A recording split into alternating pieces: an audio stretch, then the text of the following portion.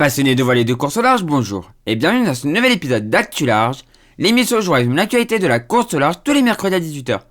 Aujourd'hui, dans un premier temps, on va parler de la Sardinia Cup. La dernière fois, on en avait déjà parlé, et là, on a vu l'arrivée et tout, donc on va parler du classement. Ensuite, on va parler de la Lorient Plastissimo qui s'est courue, la première course en Mini 650 en Atlantique qui s'est courue cette semaine, du coup, on va en parler aussi. Et ensuite, alors ceux qui me suivent sur Twitch savent que je l'attendais, celui-là, on va gueuler.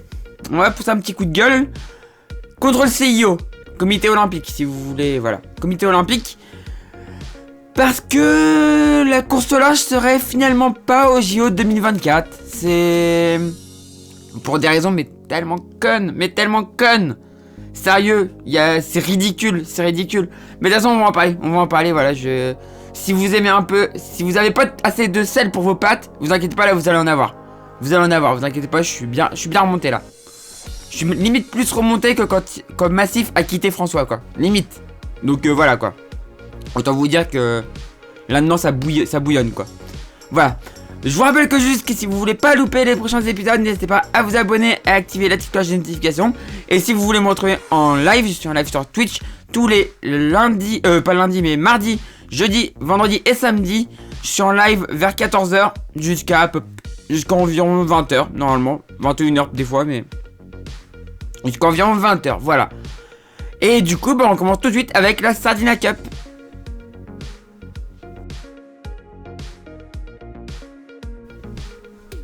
Il y a une semaine, on s'était quitté environ ici avec les premiers qui passaient sous Belle-Île. Et avec Pipe Costa et Will Harris qui faisaient belle impression en tête de la flotte. Mais derrière, les affamés Morgan Lagravière et Xavier Macaire revenaient inexorablement. Et on savait qu'on allait assister surtout à une course de vitesse jusqu'à l'arrivée. Et on va voir que c'est après qu'on a eu. C'est ce qu'on a eu. Elodie Bonafou et Corentin Auro aussi qui ont fait une magnifique course. Vraiment très belle surprise de leur part. Très belle course de leur part. Et on arrive à BXA bientôt. Groupe Keguiner qui repasse en tête à ce moment-là. Et un classement... un beau classement déjà, mais vous allez voir que Xavier Macaire et Morgan Lagravière, voilà, s'emparent dans la tête juste avant l'arrivée. Le petit décalage du coup de Tanguy et de Corentin n'était pas très bon, pas bon, et du coup voilà, on voit qu'ils ont perdu pas mal de place à ce moment-là. Et là maintenant, Sneuf s'est emparé de la tête et il ne la lâche plus. Il ne la lâche plus du tout. Et là voilà, c'est vraiment que de la course de vitesse. On va voir tout le long là, c'est de la course de vitesse. Avec vraiment Elodie Bonafou et Corentin Auro qui font une très très belle impression, vraiment. Vraiment belle course de leur part. C'est magnifique, vraiment magnifique. La remontée vers Saint-Gilles qui, voilà, comme j'ai dit, s'est passée en course de vitesse. En course de vitesse, il fallait être sur les réglages à fond pour ne pas se faire distancer. Il fallait juste bien régler à ce moment-là. Rien à faire en plus. Pareil sur le bord suivant. De la vitesse et de la vitesse.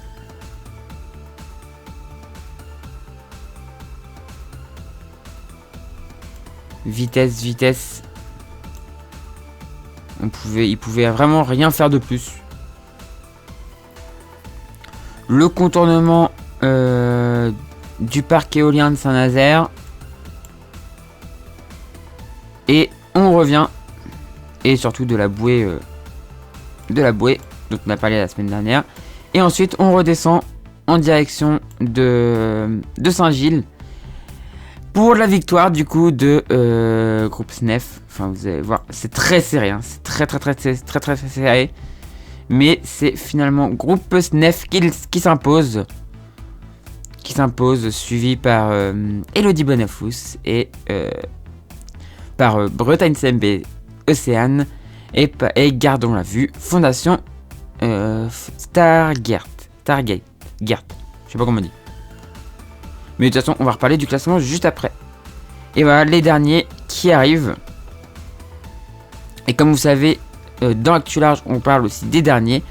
Et donc le dernier de cette course à être arrivé, c'est... non, c'est abandon.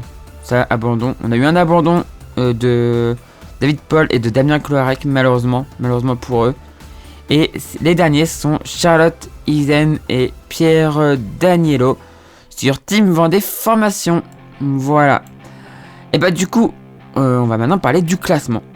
Xavier Macaire et Morgan Lagravière remportent donc cette deuxième étape et font du coup un sans faute, suivi par Elodie Bonafou et Corentin Auro. Et enfin, la troisième place est occupée par Martin Lepape et Yann Eliès. Tanguy Le Turquet et Corentin Duguet sont 4e, Alexis Loison et Guillaume Pirouel 7e, Robin Marais et Christian Poutieux 12e, Philippe Hartz et Benoît Auchard 16e, et enfin Josas Garken et Sophie Faguet 19e. Au classement général, c'est donc Xavier Macaire et Morgan Lagravière qui l'emportent, logiquement grâce à leur sans faute. Ils sont suivis sur le podium par Elodie Bonafous et Corentin Auro. La troisième place est quant à elle prise par Martin Lepape et Yann Eliès. Le classement de l'étape 2 est donc identique au général. La prochaine course en Figaro 3 sera leur première transat à l'occasion de la transat en double. On la suivra bien évidemment dans Actu Large.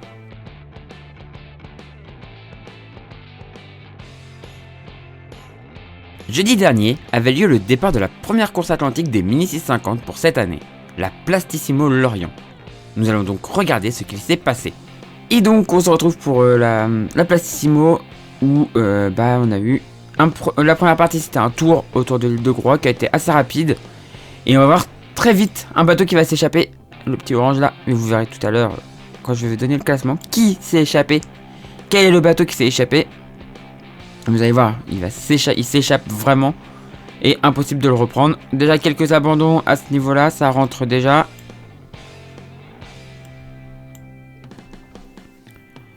Et on voit déjà à ce niveau-là l'écart qu'il y a déjà entre le premier et le dernier, c'est juste énorme. Et vous allez voir que ça va pas se réduire, ça va pas du tout se réduire.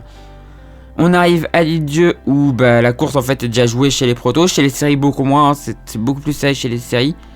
Mais chez les protos c'est fini quoi, c'est fini chez les protos. Hop, alors ça on peut refermer. Chez les protos c'est complètement fini. Par contre chez les séries c'est beaucoup plus serré.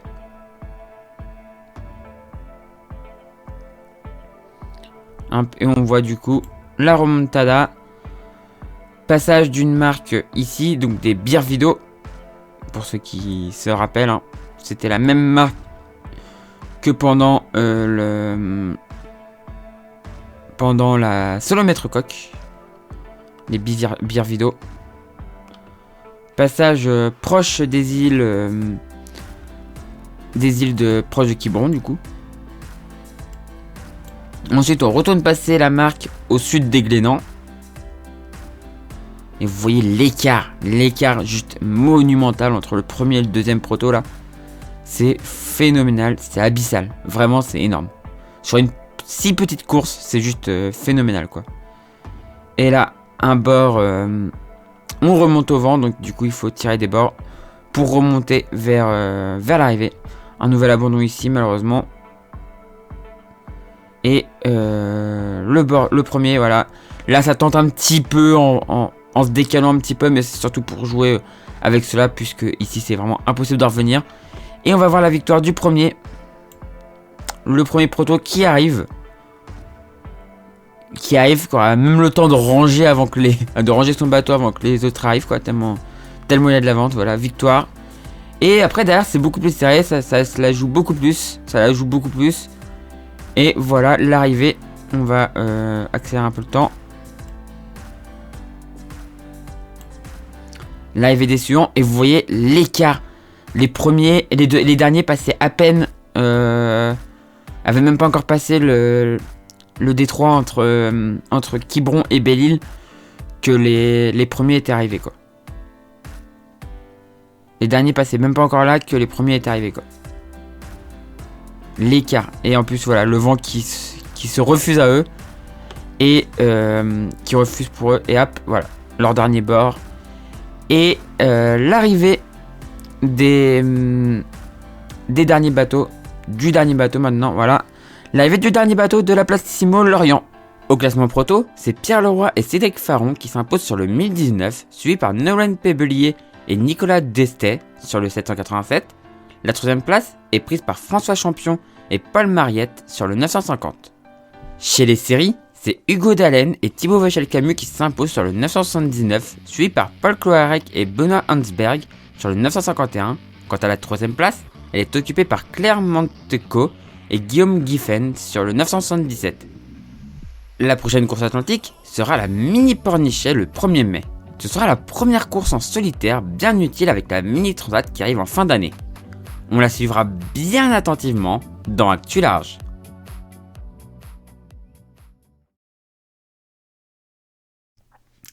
Du coup, on arrive au moment, je pense que vous attendiez, peut-être certains l'attendent un peu, c'est le moment salé.